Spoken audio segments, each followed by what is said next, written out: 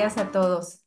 Me da mucho gusto otra vez saludarles en este 2025.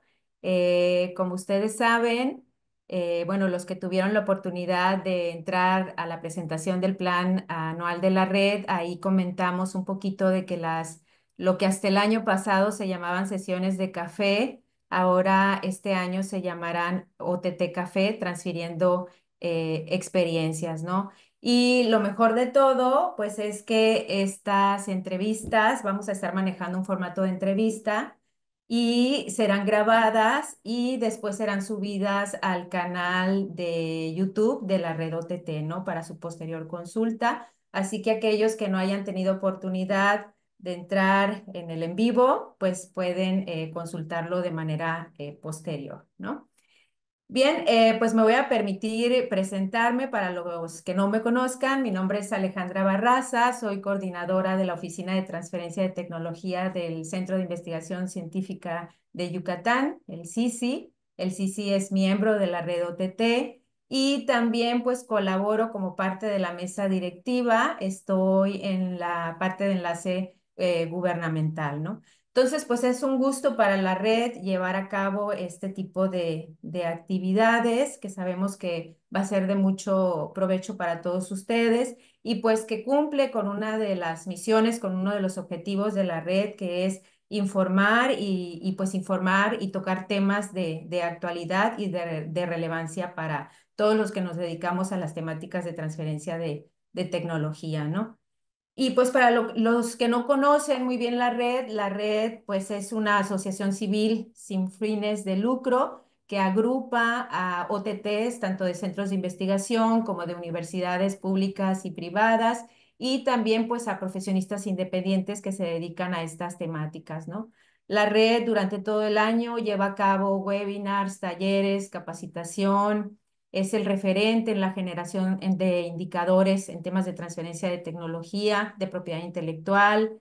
Este año también, pues año con año hemos llevado a cabo un congreso y pues este año quizás no se maneje en términos de un congreso, pero sí vamos a tener un evento muy importante en conjunto con LES, ¿no?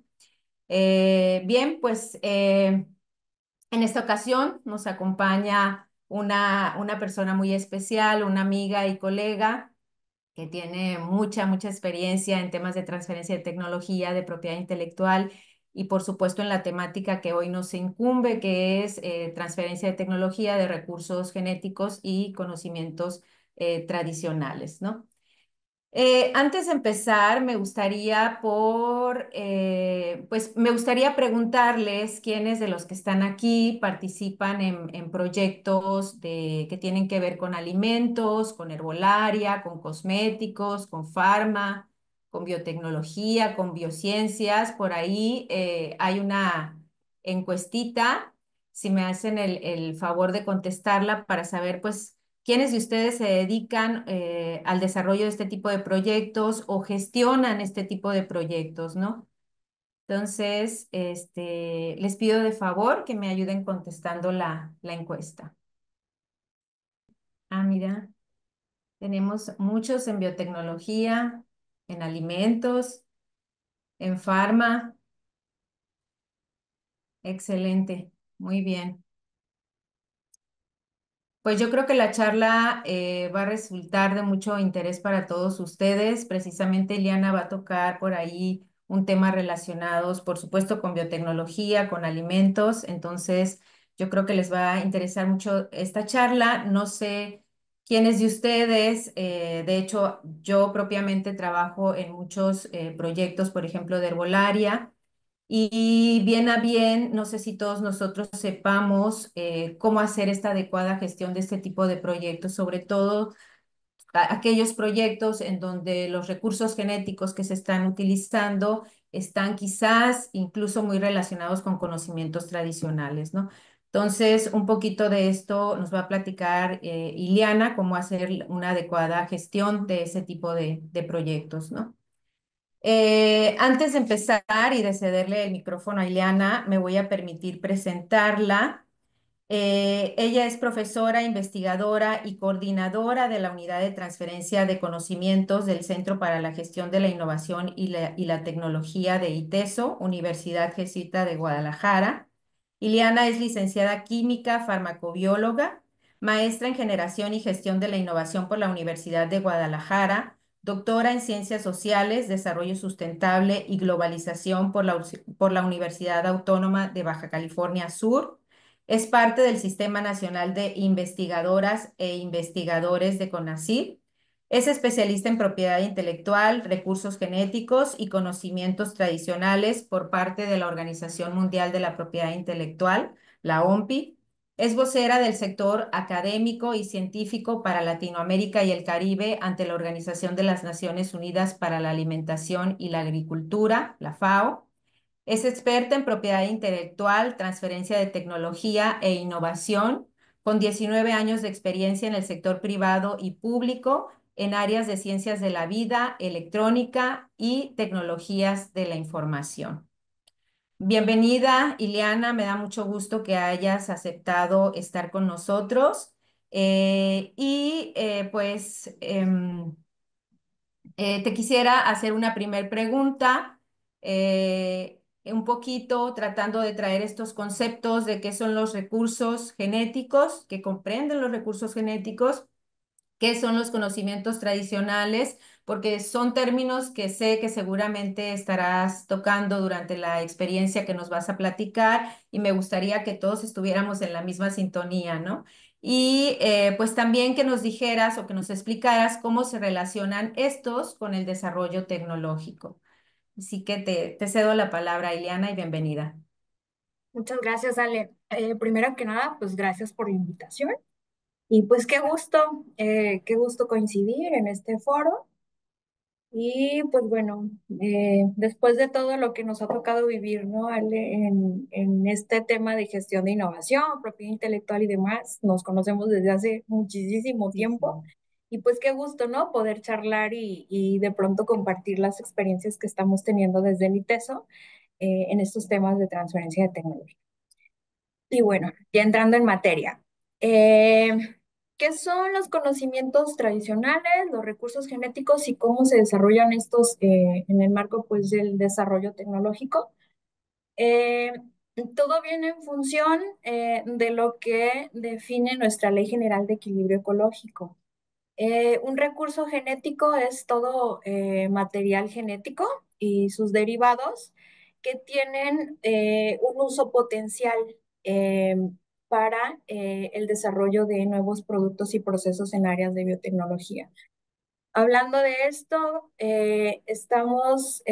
pues tenemos que son todo lo que es nuestra materia prima en áreas de desarrollo tecnológico. Por eso, de pronto lanzamos esta encuesta de quiénes de nosotros estamos involucrados en este tipo de proyectos de alimentos, biotecnología, biociencias. Ahorita con el tema, pues, de la inteligencia artificial, sí son todas esas materias primas que tenemos, llámense plantas, animales y sus derivados, plantas, animales, a nivel bacteria también. Ahorita estamos a nivel internacional, la tendencia global es el desarrollo de nuevos procesos y productos basados en áreas de ciencias de la vida. Entonces, ¿qué es meramente un recurso genético ya en la práctica? Es lo que da origen a patentes biotecnológicas y variedades vegetales en el marco de nuestra legislación en materia de propiedad intelectual y todo lo que se derive de ello. Tenemos en áreas farmacéutica, alimentos, como ya lo comentamos, estamos caracterizando ingredientes, por ejemplo, y si recordamos un poquito de cómo se hace esta investigación básica y cómo migra a la investigación aplicada, ya donde son temas de transferencia también de tecnología, eh, tenemos que podemos partir incluso de candidatos vacunales, que luego ya viendo las primeras aplicaciones, incluso en la escala del TRL, ya cuando vienen estas primeras aplicaciones y empiezan a generar patentes, tenemos que todos están basados en estas materias primas que son los recursos genéticos. Para el desarrollo de nuevas tecnologías, nuevas moléculas y demás, tenemos también lo que son los conocimientos tradicionales. Muchas veces en proyectos de herbolaria o en el área farmacéutica es lo que nosotros tenemos como, encontramos de pronto que o salimos a campo, los investigadores, digo, me incluyo, de pronto que vemos que en la zona geográfica en donde nos encontramos se produce o ya hay pues, ciertas plantas y de pronto las mismas comunidades locales o indígenas saben cómo utilizarlo, tienen conocimientos tradicionales asociados o muchas veces la composición físico-química de estos recursos naturales depende mucho de las prácticas ancestrales con las comunidades locales o las comunidades indígenas están cultivando o preservando estos recursos naturales. Entonces, gracias a estas prácticas, por ejemplo, puede tener determinado, o las condiciones climáticas, puede tener determinados cantidad de antioxidantes. Por ejemplo, a mí me tocó cuando hice el doctorado en Baja California Sur, de pronto la exposición solar que tienen tanto plantas como animales les dan características tanto organolépticas o características fisicoquímicas que hace que este tipo de recursos naturales sean muy socorridos para buscar primeras aplicaciones en áreas de ciencia y tecnología. Estas aplicaciones pueden llevarse a través de bioprospección. Esto es, caracterizo yo esta planta, aíslo estos compuestos y luego empiezo a ver cuáles son las principales aplicaciones en alimentación, en cosmética o en el área farmacéutica. Van migrando estos proyectos y muchas veces sí sabemos cuáles son estos usos medicinales, porque las mismas comunidades nos los comparten, o bien lo hacemos a través de la prospección, ya sea en el laboratorio, vamos identificando estos compuestos activos y bueno, ya en la práctica se tienen algunas directrices en donde vamos buscando las primeras aplicaciones ya farmacéuticas.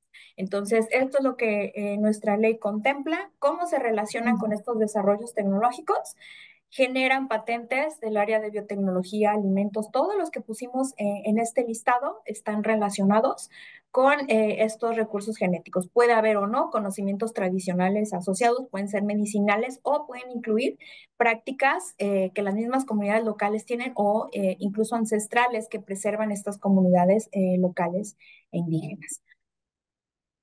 Así es, ¿no? Pues qué bueno que hay toda, o sea, todos que podemos utilizar los científicos, toda esta información que ya se genera en las comunidades, ¿no? Y todo este recurso genético que hay en determinadas áreas geográficas, qué bueno que lo podemos utilizar, ¿no? Pero también hay que avanzar de una manera justa, ¿no? Y esto es lo que nos lleva al protocolo de Nagoya, porque, bueno, platicábamos tú y yo que tú estás trabajando con una especie en particular y durante tu investigación te diste cuenta que había muchas patentes relacionadas a esta especie que utilizaban conocimiento generado pues aquí en México de especies cultivadas aquí en México, pero que no se les daba el reconocimiento pues que debe ser, ¿no? A las comunidades. Entonces yo digo, qué bueno que vamos hacia un avance, qué bueno que tenemos estos conocimientos y que lo podemos utilizar para el desarrollo tecnológico, pero pues también hay que concientizarnos de que debemos retribuir a quienes han generado este conocimiento, ¿no? Y de ahí que es que nace el protocolo de Nagoya, que también lo vas a tocar más adelante, ¿no? Entonces, yo te invitaría, Ileana, a que nos platiques del caso de que tú estás gestionando actualmente. Me parece que es muy interesante y creo que nos vas a dar ciertos insights sobre cómo hacer una gestión adecuada, qué documentación debemos tener, a qué instancias debemos acudir, ¿no? Entonces, por favor, si nos puedes platicar un poquito de cómo te fuiste adentrando en este tipo de proyectos, ¿no? Sí, claro. Bueno, Ale, tocaste un tema súper importante que se está gestionando a nivel nacional e internacional. Estamos hablando del protocolo de Nagoya. ¿Qué es el protocolo de Nagoya y por qué estamos hablando ahorita de ello y cómo se relaciona con la transferencia de tecnología y la gestión de propiedad intelectual? Resulta ser que desde el 2006 la Organización Mundial de la Salud, en su estrategia de conservación de conocimientos tradicionales y demás, declaró que existe un delito que se llama biopiratería. Ujú, Y este delito se deriva de la apropiación ilegal e indebida de los recursos genéticos y conocimientos tradicionales, justo en actividades de investigación. ¿Qué ocurre con esta parte? Resulta que solamente, bueno, se determinó por parte de la OMS que los únicos que resultan beneficiados tal cual del uso de estos conocimientos tradicionales y recursos genéticos es la comunidad científica en este caso las empresas que llevan a cabo la comercialización o en actividades de transferencia de tecnología. Entonces decía, como si los investigadores en el quehacer en sus actividades diarias van con la comunidad, conviven con estas comunidades locales e indígenas, expropian de alguna manera los conocimientos tradicionales que dan origen a desarrollo tecnológico en el área de ciencias de la vida, eh, reciben beneficios monetarios y no retribuyen esto a las comunidades, están de alguna manera expropiando, es un ejercicio de extractivismo a través de la bioprospección que ya hablamos o a ujú, través del uso ilegal e indebido porque no hay retribución a las comunidades locales e indígenas que preservan estos recursos naturales. En 2006 la OMS ya lo determinó, es un delito que se llama biopiratería. Si tú excluyes de la participación de los beneficios derivados del uso de los recursos genéticos a las comunidades locales indígenas. Esto ya se venía gestando desde que se firmó el Convenio de la Diversidad Biológica en 1992, lo que dio origen a nuestra Ley General de Equilibrio Ecológico. México se adhirió al Convenio de la Diversidad Biológica, le obligó a tener regulación en materia de conservación, de uso sostenible de los recursos genéticos. Y el tercer objetivo de este convenio de la diversidad biológica contempla la conformación de esquemas de participación justa y equitativa de los beneficios derivados del uso de esa biodiversidad cuando estamos utilizándolo para innovación tecnológica desde 1992. Entonces, México firmó el protocolo de Nagoya que le da seguimiento al tercer objetivo del convenio de la diversidad biológica.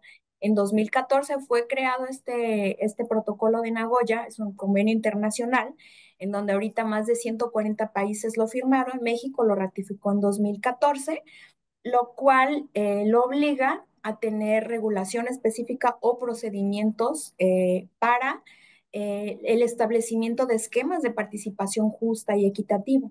Si ujú, nosotros lo queremos visualizar desde los modelos de innovación de la triple hélice o de la quíntuple hélice que se promovió mucho desde la administración pasada, el gobierno, estamos hablando o lo ligamos con esquemas de responsabilidad social. Si vemos las cinco hélices, recordemos nosotros que somos transferólogos también, se promueve la vinculación de la academia con el gobierno, con el sector productivo, el sector privado.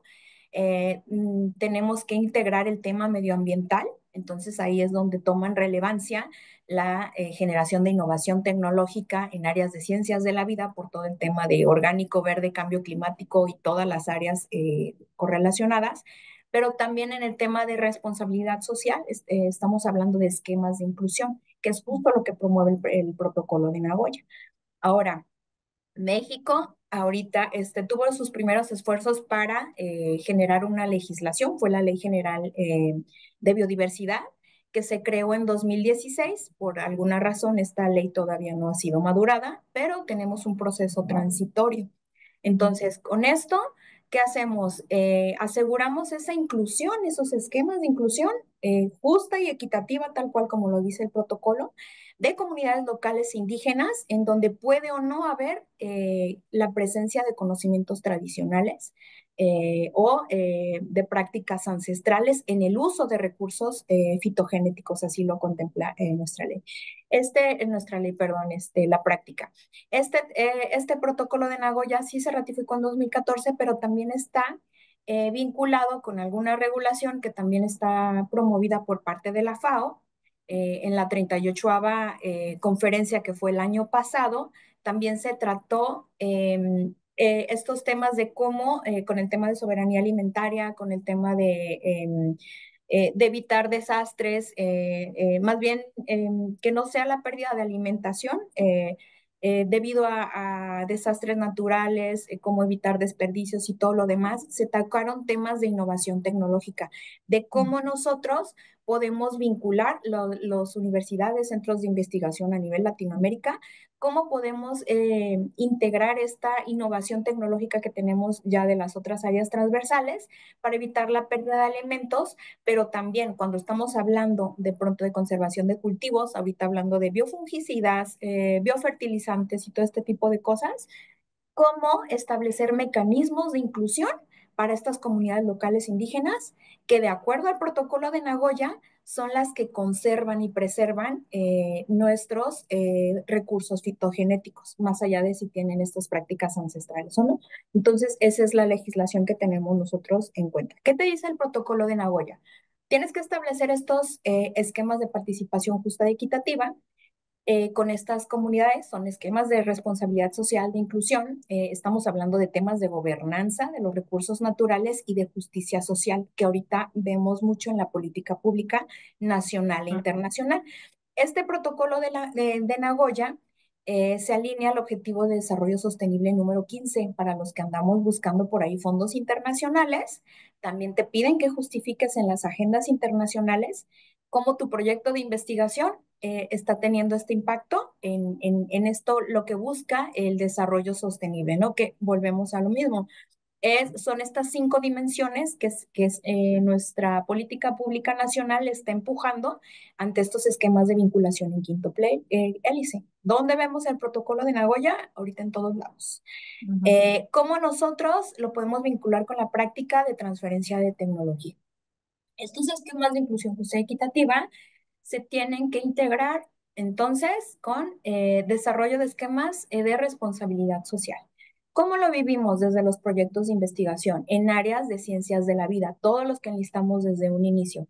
El protocolo de Nagoya dice, tienes que acudir al punto focal nacional designado, que en este caso es la Semarnat, hay un departamento especial designado para recibir estos esquemas de participación justa y equitativa.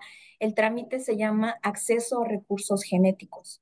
¿Cómo es la línea del tiempo y cómo tenemos que fortalecer la comunidad, más bien la comunicación entre la comunidad científica o los proyectos de investigación y el área de transferencia de tecnología?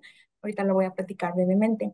Esto sí, nos demanda tener en cuenta todas y cada una de las prácticas de gestión y protección de propiedad intelectual y las prácticas de transferencia de tecnología. Tenemos que conocer pues nuestro marco regulatorio. Nosotros como expertos en centros de patentamiento, en transferencia de tecnología, debemos de acercarnos a los investigadores. ¿Por qué?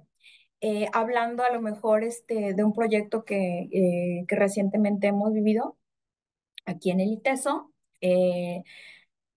resulta que para cualquier proyecto de investigación, eh, sabemos que cuando vas a trabajar con animales, con plantas, bueno, los microorganismos no tanto, pero plantas y animales, de pronto, desde el área de investigación tienes que solicitar ante otro departamento de la Semarnat un permiso de colecta, de colecta científica para empezar a detonar como todos estos proyectos. Tienes la gestión permiso de colecta y el protocolo de Nagoya te dice, para que yo te pueda dar un certificado internacionalmente reconocido de que tú cumpliste con este protocolo de Nagoya, que lo emite la Semarna a través del punto focal nacional, tú me tienes que presentar en tu proyecto de investigación, independientemente de cuál sea el objetivo, para hacer este trámite de acceso y que yo te pueda dar este comprobante o certificado de cumplimiento internacionalmente reconocido de que no eres biopirata, porque ese es el objetivo, tienes responsabilidad social, tienes que presentarme tu proyecto de investigación y tienes que firmar 2 convenios con las comunidades locales indígenas que están involucradas. Dependiendo si estamos teniendo el acceso in situ o no de este recurso genético y si hay o no conocimientos tradicionales. Ok. Estos dos convenios son el consentimiento fundamentado previo y las condiciones mutuamente acordadas. En el consentimiento fundamentado previo, tal como lo dice su nombre, ambos convenios tienen implicaciones de propiedad intelectual y de transferencia de tecnología. En el consentimiento fundamentado previo, vamos a pedirle a la comunidad que nos dé el permiso de realizar estas actividades científicas, con miras a que pueden ser los productos derivados, pueden dar propiedad intelectual, cualquiera de las figuras que todos conocemos, pueden dar propiedad intelectual, puede haber este involucramiento y tenemos que posteriormente firmar el convenio. Primero, consentimiento. No sabemos qué va a haber y son para fines comerciales o no. Al ser transferencia de tecnología, todos estamos buscando el retorno de la inversión en estas actividades de investigación o en este tipo de proyectos. Entonces, el consentimiento fundamentado previo, en donde la misma comunidad estás haciendo de su conocimiento qué es lo que vas a trabajar, actividades en específico y qué va a pasar si esto te da como resultado alguna figura de protección, patente, solicitud de patente, variedades vegetales u otras. Incluso hay casos aquí en México donde ha habido ya secretos industriales o secretos comerciales a partir como de este tipo de proyectos. Tienes que firmarlo con la comunidad y el segundo convenio es condiciones mutuamente acordadas. Una vez que nosotros tenemos los resultados de investigación y sabemos ahora sí a ciencia cierta que hay propiedad intelectual ahí involucrada, tienes que establecer mecanismos de participación justa y equitativa, que es, ya lo comentamos, y que estos mecanismos tienen que incluir beneficios monetarios y no monetarios de lo que resulte de la comercialización de estos productos derivados del uso de recursos genéticos y conocimientos tradicionales. ¿Cuáles son esos beneficios monetarios? Pueden ser un porcentaje de lo que tú tengas de ventas. Y ahí ya luego entramos en otros temas de transferencia, dependiendo cuáles son esos mecanismos. Vas a hacer un licenciamiento, vas a hacer una venta directa, va a haber una creación de una empresa de base tecnológica y de ganancias, demás.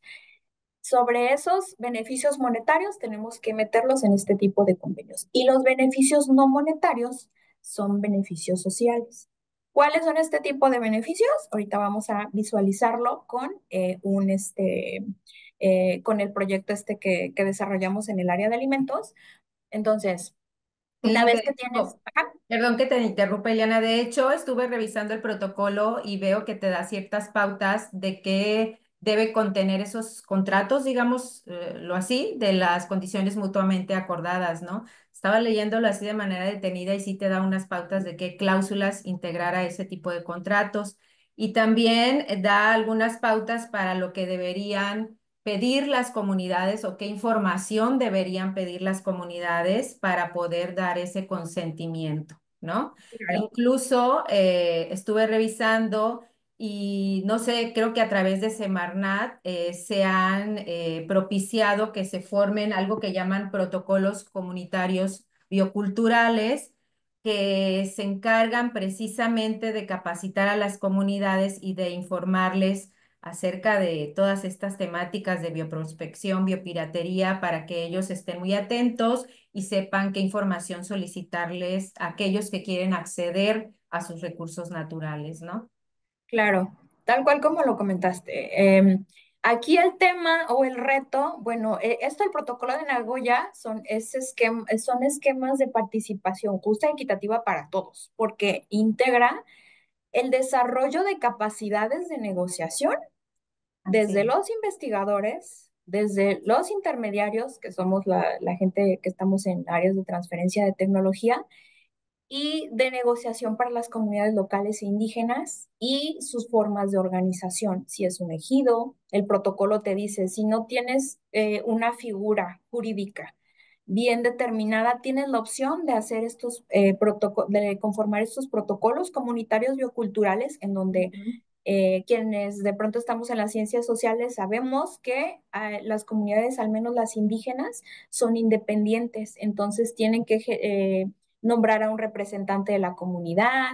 Esto es para la gobernanza de la biodiversidad. Ya hay un montón de esfuerzos que se han hecho por parte de del gobierno federal, con otros gobiernos, incluso con el de Alemania, para eh, establecer mecanismos de conformación de estos protocolos comunitarios bioculturales. En México tenemos ahorita registrados alrededor de 18, en donde ya tienen autonomía y que la próxima vez que vaya un investigador a iniciar un proyecto de investigación, estas comunidades locales o indígenas, algunas de ellas, ya tienen esta capacidad de negociación que me vas a dar de recursos monetarios, Claro. de recursos no monetarios y cómo podemos colaborar. El protocolo de Nagoya tiene, estos esquemas son muy bonitos porque promueven la inclusión de estos custodios de biodiversidad que son los proveedores de los recursos genéticos y nosotros universidades o centros de investigación o las mismas empresas somos los usuarios.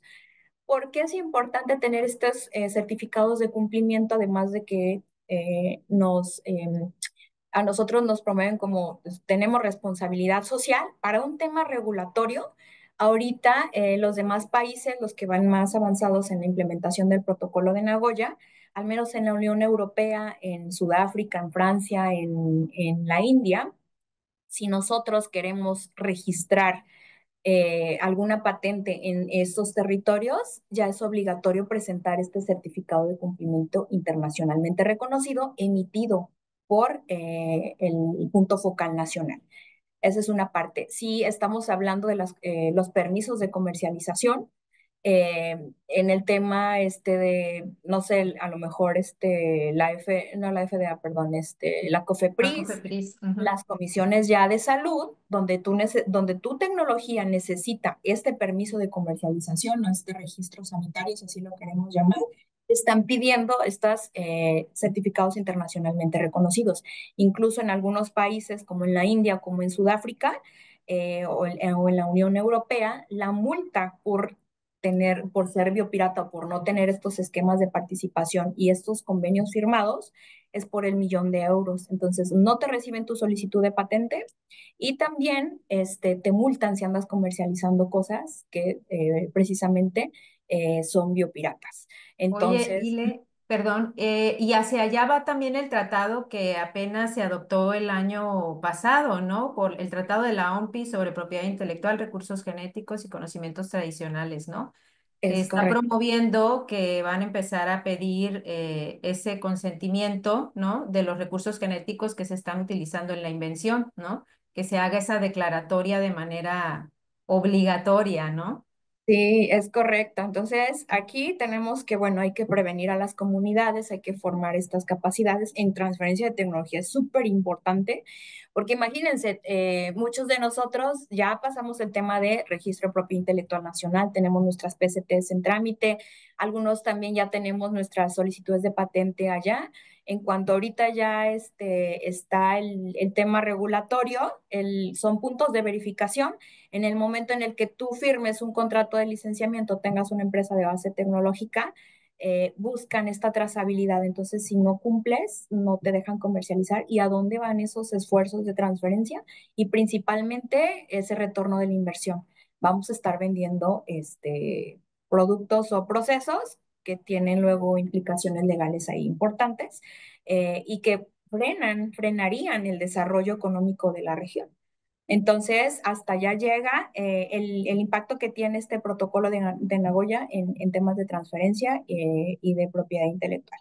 Entonces, por eso es importante conocer cómo son estos esquemas de participación justa y equitativa. Incluso también para las publicaciones de muchos de los investigadores ya hay revistas en donde es, publicas tú tu artículo, pero te piden cuál es el estatus de la participación justa y equitativa de los beneficios derivados del uso o a lo mejor de lo que dio los resultados de investigación. Tienes que poner cuál es el estatus que guarda con respecto a las comunidades locales e indígenas. Entonces, estamos viendo que los diferentes esfuerzos a nivel internacional, incluso con este tratado de la OMPI, trata de establecer mecanismos de verificación y esto para reducir la brecha de desigualdad que siguen teniendo estas comunidades locales indígenas y por la expropiación o el uso indebido de estos recursos genéticos o conocimientos tradicionales. Hasta allá llega el protocolo de Nagoya. Entonces, en México no somos la excepción, somos un país megadiverso. Prácticamente los países megadiversos a nivel internacional somos los proveedores de materias primas para el desarrollo tecnológico en áreas de ciencias de la vida que se está llevando a cabo a nivel internacional. Entonces, este tema nos compete a todos. Así es.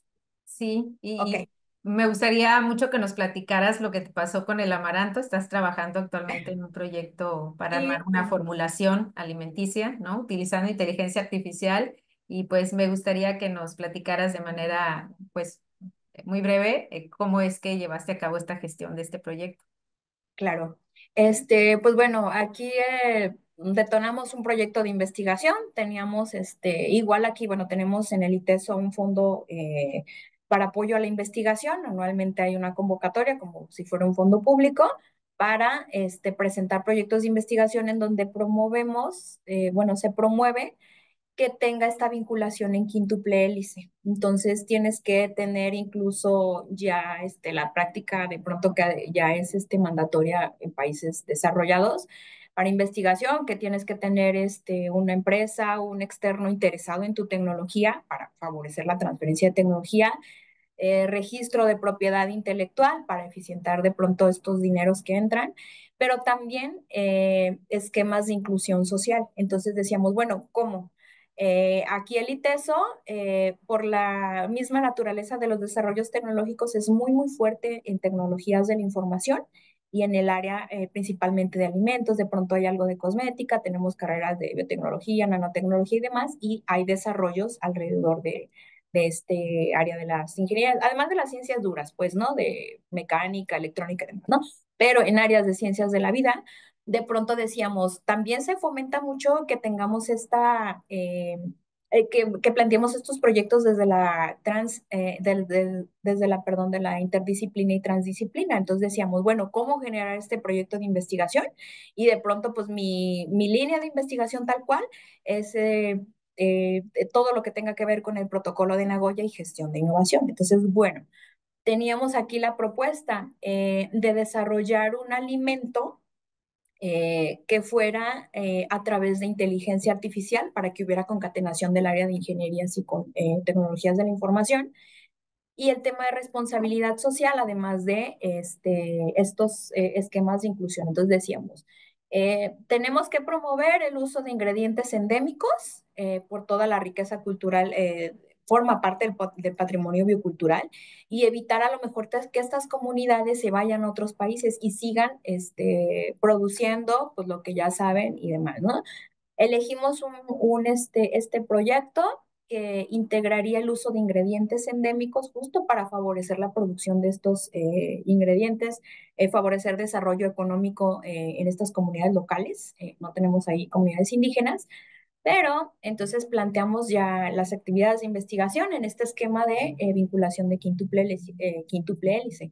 Recibimos el apoyo, el fondo para apoyo a la investigación y detonamos los procesos de desarrollo tecnológico, ya los conocen, ¿no?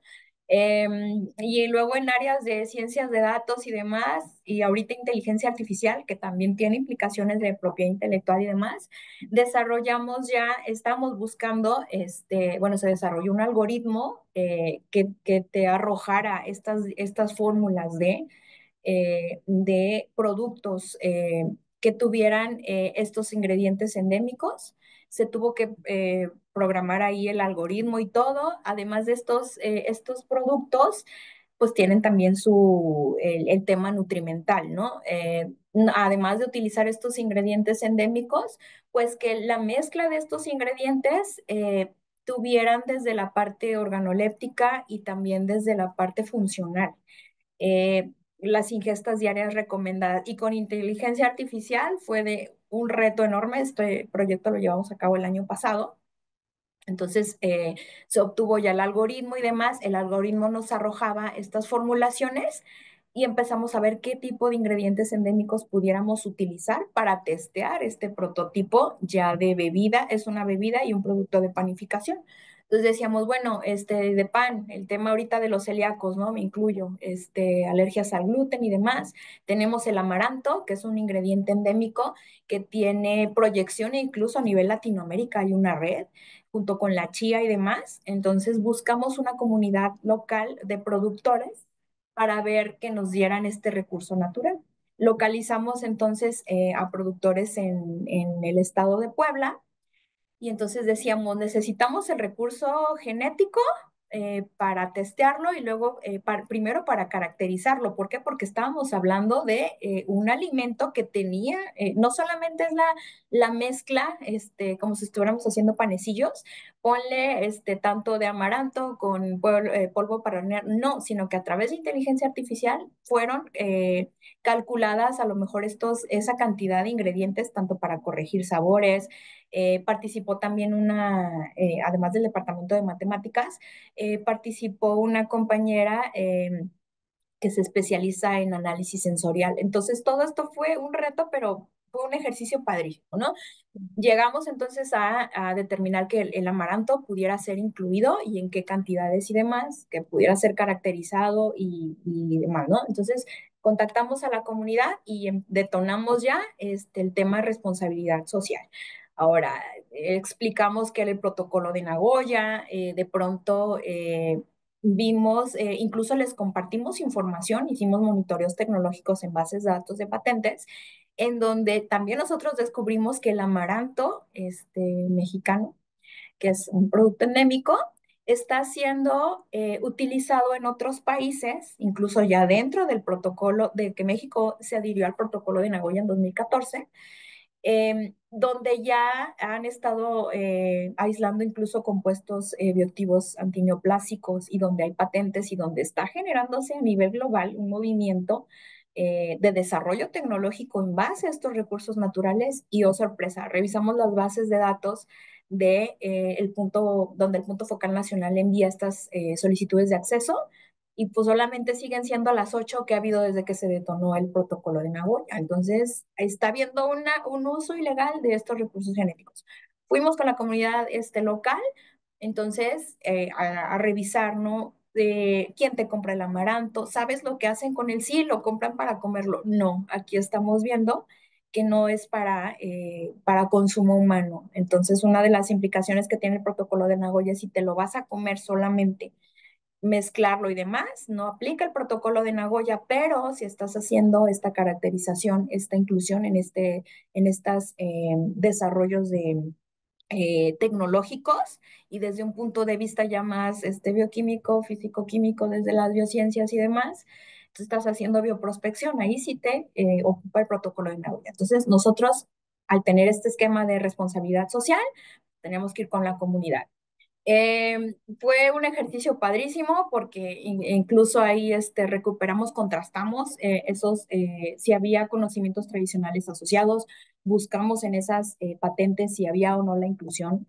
Recordemos pues que una de las prohibiciones está del tema de patentabilidad, es que no se debe apropiar de prácticas ancestrales, pues, ¿no? O de prácticas de este tipo de conocimientos tradicionales. Entonces, muchos de ellos sí están ligados a los conocimientos tradicionales que la misma comunidad está tratando de preservar. Entonces, les entregamos estas guías de conformación de protocolos comunitarios bioculturales. Entonces dijimos, ¿saben qué? Esto es el protocolo de Nagoya. Así funciona, desarrollamos este proyecto, necesitamos una cantidad de amaranto para poder testear y poder obtener esta bebida y este producto de panificación. La comunidad, tuvimos buena respuesta de la comunidad, entonces llegó el momento de negociar esos beneficios monetarios y no monetarios. Monetarios no sabemos todavía porque estamos hablando de un prototipo. Seguimos nosotros trabajando en la maduración tecnológica de este algoritmo, luego haciendo ajustes, pues, ¿no? Ya en los productos como tal. Pero entonces hablando ya de los beneficios no monetarios, que son estos esquemas de inclusión justa y equitativa, que es el protocolo, ¿qué necesitan como comunidad? Nos pidieron mejoramiento fitogenético, sí le comentaba Ale. Entonces, aquí en el ITESO no tenemos esa parte. Entonces, ahí es como una oportunidad de vinculación con otra con otra institución que de veras trabaje esos temas, pero también decíamos, bueno, como centro de patentamiento o como expertos en diseño, porque también tenemos las carreras de diseño y demás, de diseño estratégico e innovación social. ¿Qué te podemos ofrecer? Ah, pues entonces queremos una marca colectiva. Muy bien, ¿por qué? Porque tenemos productos, no solamente las alegrías, sino queremos de pronto encontrar algunas formas de que de nosotros mismos vender ese amaranto ya procesado. Ah, muy bien, nos hicieron una demanda en específica en donde integra ya la participación del Departamento de Procesos Tecnológicos Industriales en el área de alimentos. Queremos desarrollar esta fórmula. Entonces, nosotros en ITESO, los estudiantes de licenciatura se gradúan, no hacen tesis, tienen un esquema de titulación en donde es un híbrido son proyectos que es un híbrido entre una tesis, servicio social y prácticas profesionales. Entonces los vinculamos en donde el área de alimentos, en un PAC, tenemos proyectos de aplicación profesional, así se llaman, van a desarrollar esta demanda específica que tienen esta comunidad. La otra forma fue, una vez que tengamos ya los productos que tienen más los desarrollados, entonces queremos una imagen y queremos una marca colectiva. Entonces, lo vinculamos ya con proyectos ya con el programa de maestría, en donde sí, además de los marbetes que se van a desarrollar en el empaque y demás para darle esta visualización, porque también son temas de innovación social, vamos a ver cuál es la mejor forma de organización para la comunidad en miras para obtener una marca colectiva y todo lo que eso conlleva.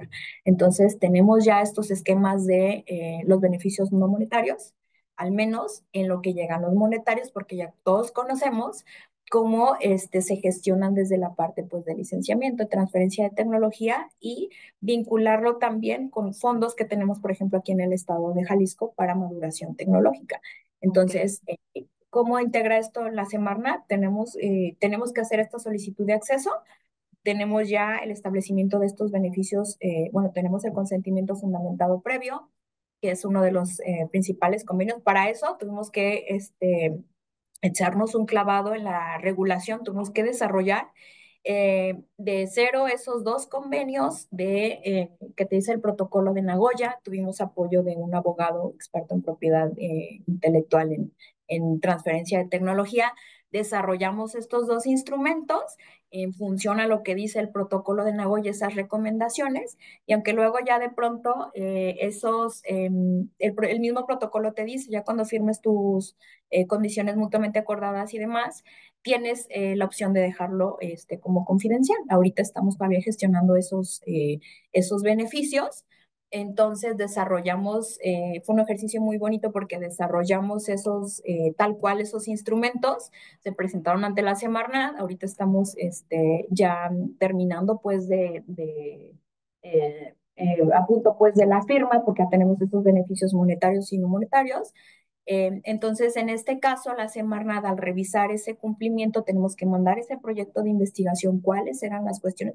Pero ahí, por ejemplo, estamos hablando que de los 14 instrumentos que tenemos de formalización de los convenios de propiedad intelectual, tiene implicaciones éticas, desde el uso de investigación, tenemos un montón de medidas de confidencialidad, de todo tipo, pues, ¿no? Tanto con estos, las empresas interesadas, pues, en estos resultados de investigación. Entonces, sería como crear ese entorno ideal para así cumplir con este protocolo de Nagoya, para así enfocar este desarrollo tecnológico en miras de que haya una transferencia de tecnología y pues no dejando de lado el tema de propiedad intelectual.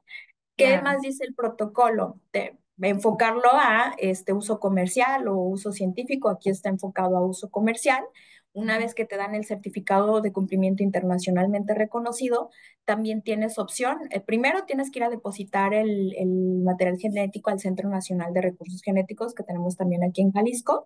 Y también en cualquier momento, conforme vaya avanzando el proyecto de investigación, podemos hacer esas actualizaciones ante la semana.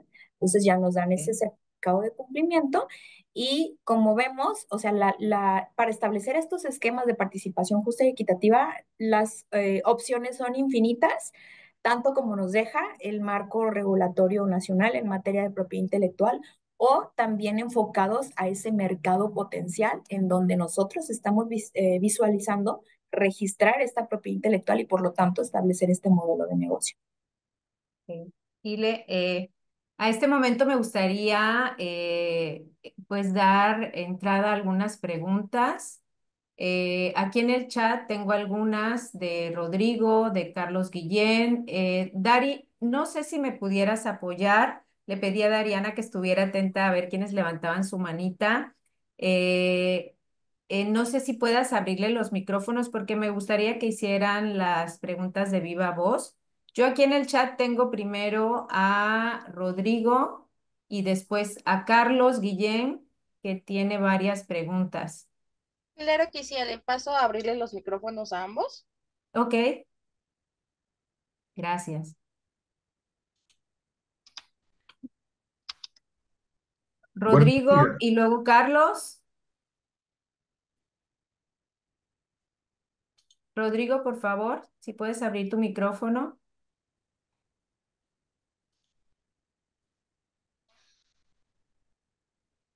¿Qué tal? Ya Buenos está. días. Buenos días. Adelante. Muchas gracias por la presentación.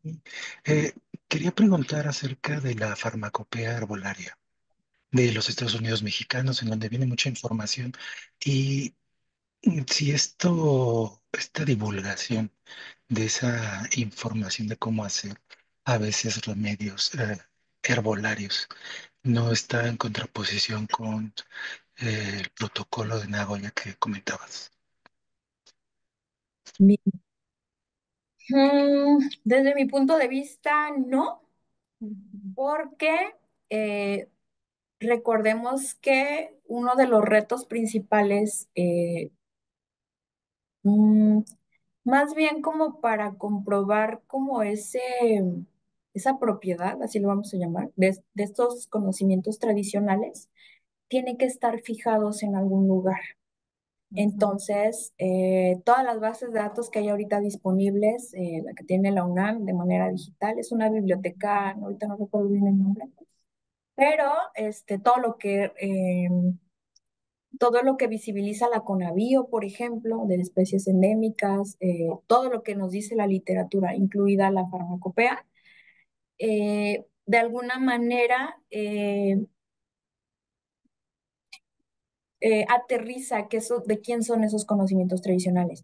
Por ejemplo, en la evaluación de este proceso transitorio, así se llama el que tenemos ahorita vigente para el protocolo de Nagoya, en México, ya cuando entra análisis de la Semarnat, hay un comité de recursos genéticos, hay otras instituciones que participan en la emisión de estos certificados internacionalmente reconocidos, en donde de pronto ahí entran, ¿cómo se llama? El Instituto Nacional de Pueblos Indígenas y luego toda la regulación que se ha estado generando alrededor de conocimientos tradicionales en los últimos años está en miras de la protección de estas prácticas ancestrales, tanto a la comunidad, de la inclusión de las comunidades locales indígenas como de la protección de estos recursos genéticos. Entonces, es un proceso que a lo interno demanda tanto esta comité de expertos, que luego hay subcomités por recurso genético, incluso los recursos marinos y demás.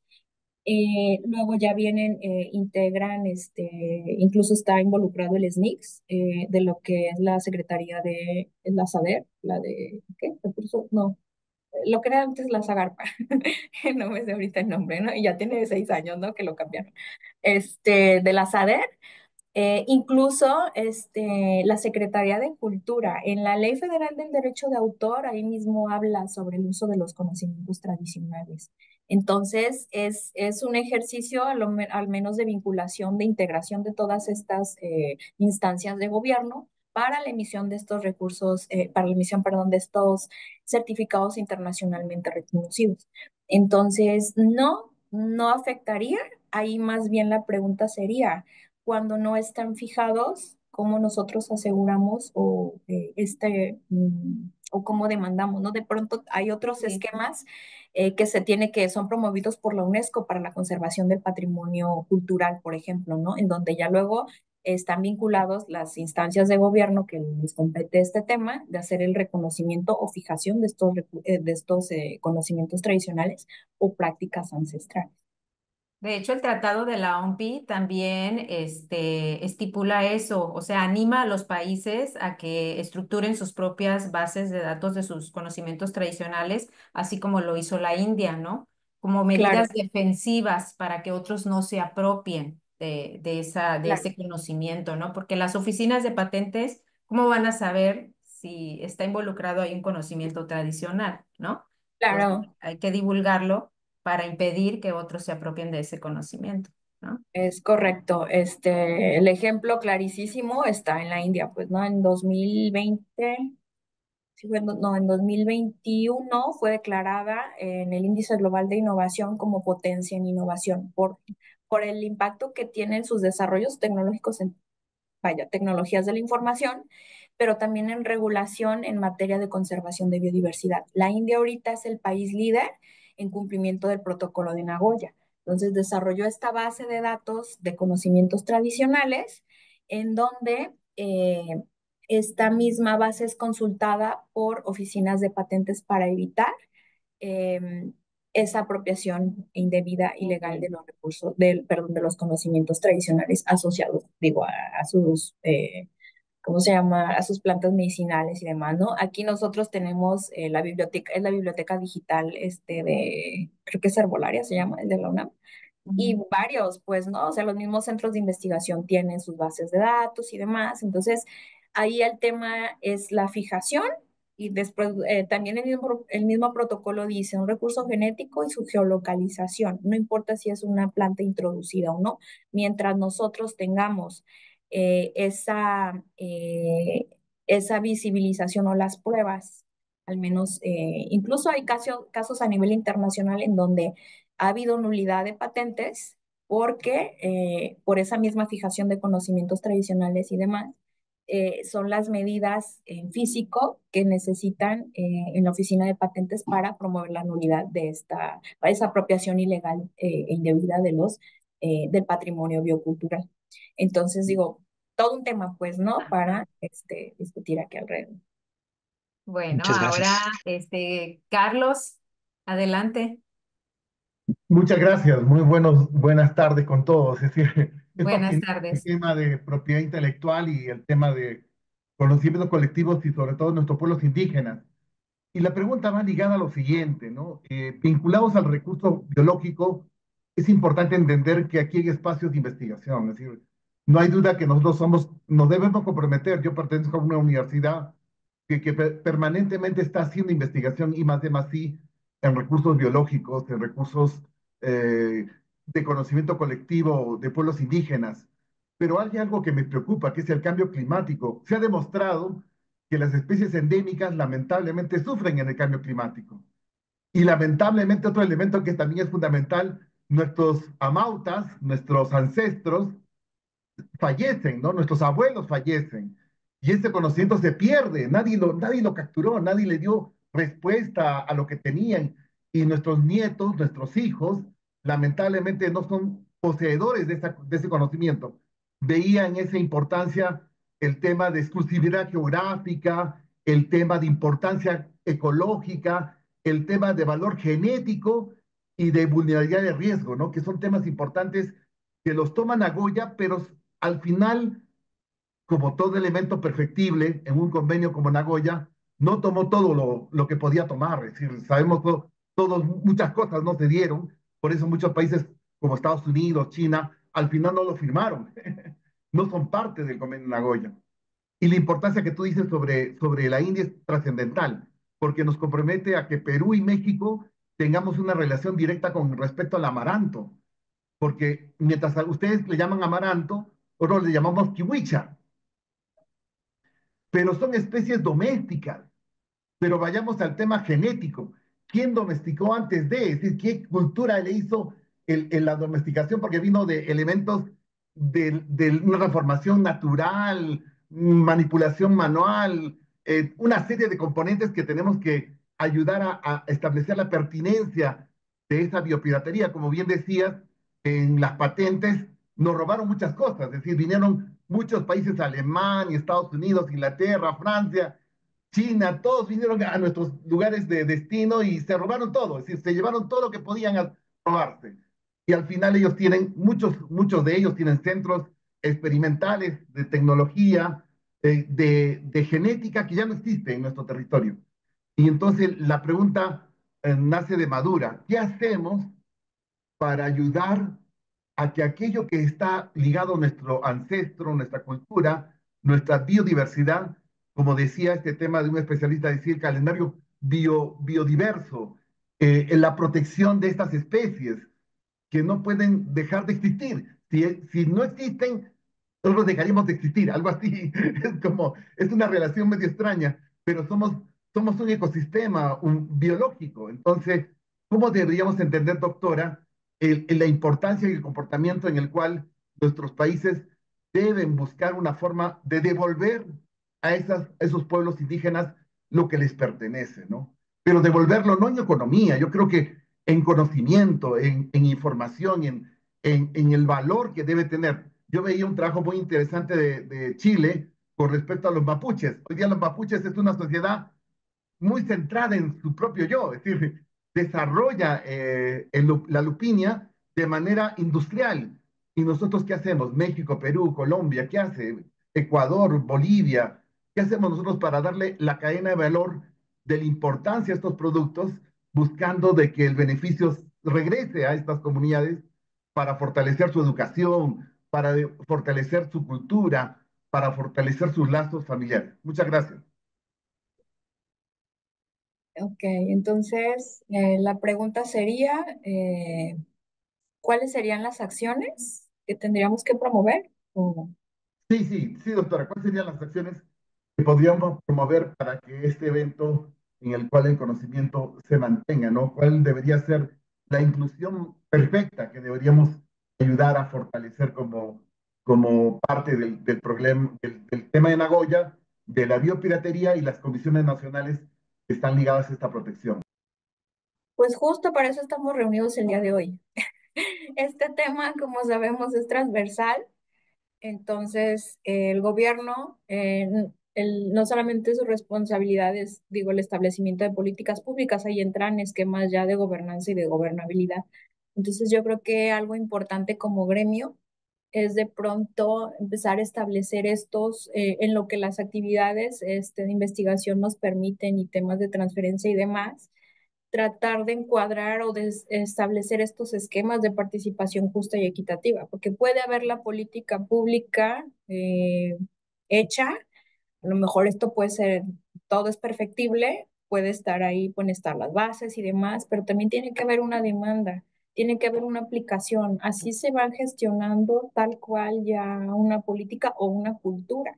Entonces, algo súper importante es conocer cuáles son las responsabilidades de cada quien y desde la práctica diaria, ¿qué pudiéramos nosotros hacer? El protocolo de Nagoya tiene una visión de conservar usando.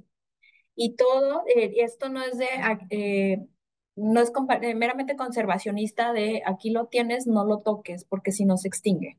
Por eso tenemos que seguir cultivando y demás. Esto de la geolocalización es muy claro en el protocolo de Nagoya, incluso en otros países donde la regulación ya está establecida, incluso tienen otras herramientas donde ya hay directrices específicas y casos específicos en donde aplica o no el protocolo de Nagoya. Entonces, ¿cómo vamos a saberlo? Es como la práctica en transferencia. De pronto, al ser un país en vías de desarrollo, lo que nos caracteriza es que carecemos de muchas de las regulaciones. Esto en materia de transferencia de tecnología y gestión de innovación. Esto tiene dos visiones, depende del cristal con que se mire. No está la regulación, pero te deja, por el otro lado, opciones infinitas de aplicar estos mecanismos de transferencia y todo lo que eso conlleva. Entonces, por la naturaleza del país, la naturaleza de los desarrollos tecnológicos de la región, de de toda esta parte de cómo se gestiona y cómo se genera la investigación básica y aplicada, es lo que nos va a dar a nosotros esa profesionalización para la conservación de este patrimonio biocultural y también implementación de las políticas institucionales. Esto no hay que olvidarlos. De pronto aquí en el ITESO ya se trabajó ahorita el ejercicio de modificar la política institucional en materia de propiedad intelectual y de generación de innovación, en donde se hizo una articulación interna y se contempla ya ya tiene directrices específicas para el uso de recursos genéticos y conocimientos tradicionales, porque al ser fuertes en temas de ciencias sociales, tenemos infinidad de proyectos de trabajo con comunidades locales indígenas. Por eso les decía, fomentamos y aquí se fomenta que la investigación se haga desde la inter y transdisciplina, porque luego, si no eres del área de ingenierías, a veces nos ven a los científicos sociales como que no estás, no hay relación, pero las ciencias sociales cobijan a a la generación de innovación tecnológica y si logramos tener de pronto esta concatenación, esta mezcla de habilidades de investigación, podemos tener proyectos que principalmente conserven el patrimonio biocultural y se puede generar también innovación tecnológica enfocado también o más bien alineado a las directrices internacionales, cambio climático y demás, ¿no? Y es por ello que cada año que la OMPI festeja el Día Mundial de la Propiedad Intelectual, se hace mucho énfasis en ese desarrollo sostenible. ¿Qué es ese desarrollo sostenible? Viene desde la conservación de la biodiversidad, desde 1992 o antes. Generas innovación tecnológica, puede haber innovación social, la paz, el cambio climático, y esto es desarrollo sostenible, es desarrollar proyectos que no comprometan el futuro de las nuevas generaciones. No nos acabemos el planeta, pero también hay que tener responsabilidad social en lo que estamos haciendo. Entonces, por eso el conocer esta política pública nacional, internacional, y si nosotros podemos tenerla embebida en nuestros proyectos de investigación, podemos tener casos de éxito padrísimos y al ser un país megadiverso, podemos seguir proveyendo esta generación de innovación tecnológica que no olvidemos que el marco en materia de propiedad intelectual busca que se genere bienestar a nivel internacional, reconociendo como derecho humano estos intangibles de propiedad intelectual y el ciclo de vida de productos y demás que todos vemos día a día, un tema de emprendimiento y generación de innovación. Muchas gracias, Ile. Voy a leer una pregunta más. Me pide Fabio Leonardo Quintero que lea su pregunta. Te felicita y te da las gracias por la ponencia. Y su primer pregunta dice, ¿cómo lograr en las comunidades que están dispersas en territorio o sin acuerdo esa representación que asegure el cumplimiento del permiso de colecta? Y la segunda dice, por favor, ¿nos das ejemplos de beneficios comunitarios derivados que han logrado las comunidades de la retribución sobre prácticas ancestrales o conocimientos tradicionales? Mm, a ver, entonces fue, ¿cómo lograr las formas de organización? De representación, sí, para esas comunidades que están dispersas, cómo llegar a un acuerdo para tener una representación y poder firmar esos permisos, ¿no? Pues una de las herramientas, ya lo comentamos, que son la conformación de los protocolos comunitarios bioculturales. De Ajá. pronto son eh, o cualquier otra figura jurídica válida en nuestra regulación, ¿no? Desde un ejido, desde demás, ¿no? Sí hay prácticas que se recomiendan, de hecho hay una red que se encarga de como no de organizar, sino de promover esta organización. Eh, por eso es que tenemos ahorita alrededor de 18 protocolos comunitarios bioculturales dados de alta en la página de monitoreo que tenemos de cumplimiento del protocolo de Nagoya. Entonces, de todas formas, ellos recordemos que son independientes. Si es una comunidad local, tal vez nosotros podemos tener esta orientación que ellos necesitan, forma parte del desarrollo de habilidades de negociación, pero ya en comunidades indígenas ellos son totalmente independientes, entonces para la gestión de este tipo de protocolos tienen que integrarse ya el Instituto Nacional de Pueblos Indígenas, ellos mismos tienen programas que promueven la generación de estos protocolos comunitarios bioculturales. Y a nosotros, ¿qué nos compete? Al menos que conozcan que es importante que haya esta representación. Esto, decía, tiene que ser en miras de la formación de una política pública, pero desde la gobernanza y gobernabilidad, desde abajo, quiere decir que esto va a coadyuvar. Por eso es súper importante que los académicos tengamos comunicación con los tomadores de decisiones en el gobierno o el establecimiento de esta política pública. De pronto por ahí, como lo mencionó al inicio, yo represento al sector académico y científico ante la FAO, pero ¿por qué no representarlo ante las instancias federales? Entonces tiene que haber este ejercicio de la gobernanza y de la gobernabilidad. ¿Qué más? ¿Cuál era la otra pregunta? Ejemplos de beneficios no Sí, monetarios. Ujú. ajá, El mismo protocolo de Nagoya y cantidad de literatura al respecto.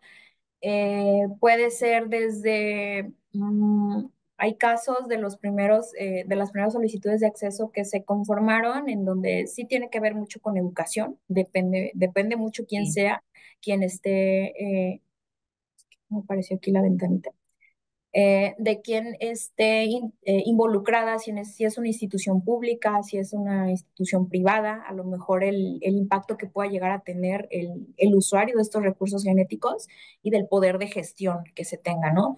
Puede ser integración puede ser desde el área de educación, salud. Aquí, por ejemplo, también estamos planteando becas, programas de becas. Ya tenemos un programa para comunidades indígenas para becar a los estudiantes y disminuir esas brechas de desigualdad. Eh, Puede ser participación en el desarrollo de tecnologías, de hecho eso promueve el protocolo de Nagoya. Más bien los invitaría a leer este protocolo porque ahí vienen de pronto algunas sugerencias o cuáles serían como esas directrices. Por eso comentábamos, el establecimiento de estos esquemas de participación justa y equitativa nos demandan a nosotros que somos los intermediarios la aplicación de todas las habilidades que tenemos de gestión de propiedad intelectual y de conocer ese marco regulatorio que es solamente una herramienta para establecer esos beneficios monetarios y no monetarios. Temas de evaluación también de intangibles y demás, ¿no? Entonces sí, los invitaría primero a leer el protocolo y también hay N cantidad de publicaciones en donde hay ejemplos de estos beneficios. Todo dependerá también de la política institucional y de las herramientas que nosotros podemos echar mano ya para la integración de estos beneficios no monetarios. Gracias, Ile. Mira, hay varias preguntas. Leslie Becerril comenta que ella tiene una patente con Amaranto y que no ha considerado el protocolo. Yo creo que sería bueno que leyeran, ¿no? Que el protocolo ya da información muy relevante para la gestión, ¿no? Y también es posible acercarse a la Semarnat, al punto focal, como tú bien dices, cuya obligación es brindar información al respecto. Y de hecho, pues hago un anuncio preliminar derivado de que veo que hay mucho interés en esta temática. Desde la red OTT nos estamos acercando a la Semarnat, entonces quizás podamos pues programar una charla en este sentido también, ¿no? Para los avances pues respecto a las cuestiones legislativas, administrativas, ¿no? Y políticas, ¿no? Hacia dónde vamos. Eh, Antonio Remes también tiene por ahí una pregunta, te da las gracias por la exposición.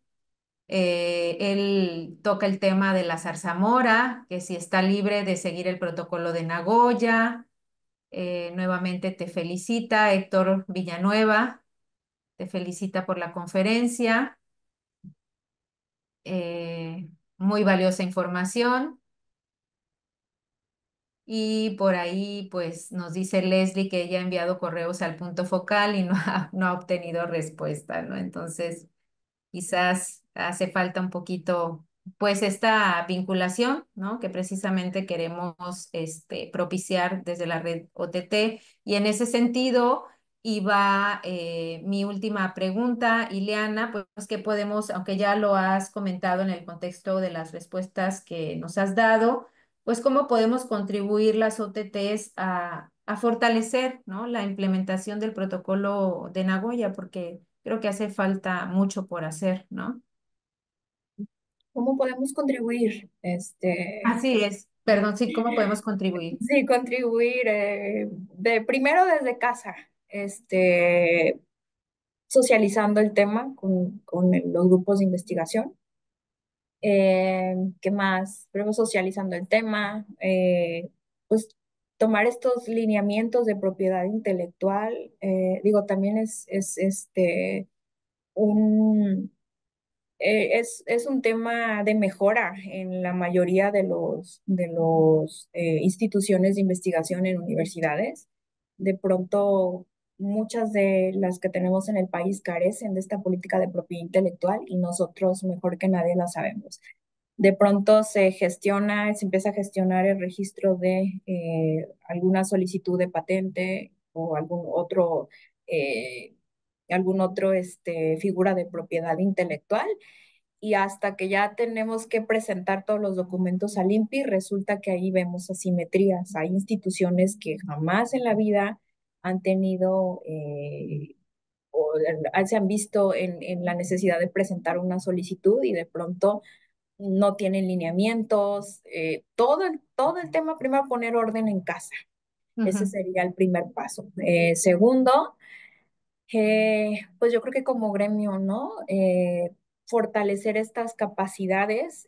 Aquí aprovecho para ponernos a la orden desde el ITESO, en lo que podamos ayudar en temas de formalización de esta transferencia, de contratos y demás.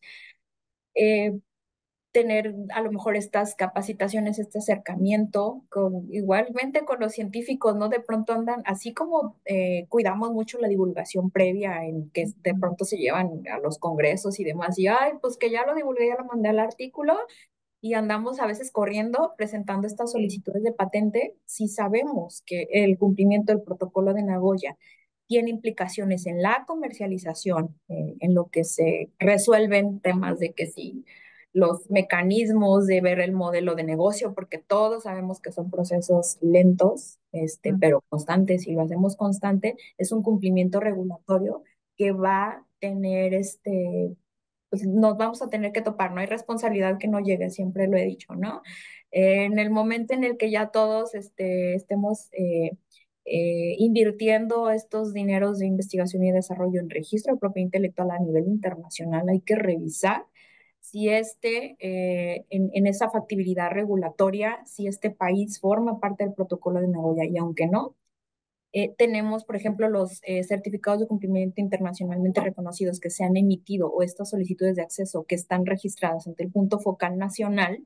Tenemos universidades de Estados Unidos donde no firmaron el protocolo de Nagoya, pero saben que en su estrategia de comercialización a lo mejor está un país en donde si hacemos la trazabilidad de las patentes involucradas, hay un país que sí cumple el protocolo de Nagoya, entonces no queda más que adherirse. Si no lo ejecutan a nivel nacional, al menos a donde yo voy a presentar esta propiedad intelectual, donde yo voy a comercializar, sí hay temas de responsabilidad social y temas meramente regulatorios que vencerían estas barreras en transferencia de tecnología que todos los días estamos tratando de identificar. así es.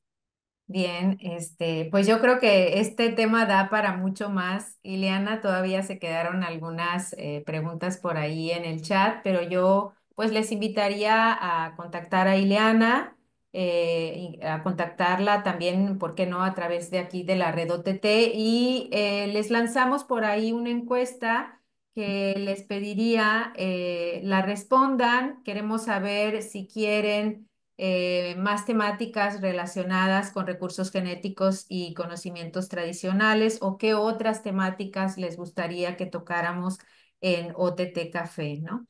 Entonces, muchas gracias, Ileana. La verdad es que la charla estuvo muy interesante. Creo que, bueno, de manera particular yo he aprendido mucho escuchándote Y pues no me queda más que agradecerles a todos y que tengan muy, muy buen día. Muchas gracias por la Gracias. invitación. Les dejé ahí mi correo, si no, pues me pueden localizar en el LinkedIn, en ResearchGate y demás, ¿no? Sí, ya lo vimos en el chat. Sí. Muchísimas gracias, Ile. No, pues gracias por la invitación. Nos estamos viendo. Hasta luego. Un saludo a todos.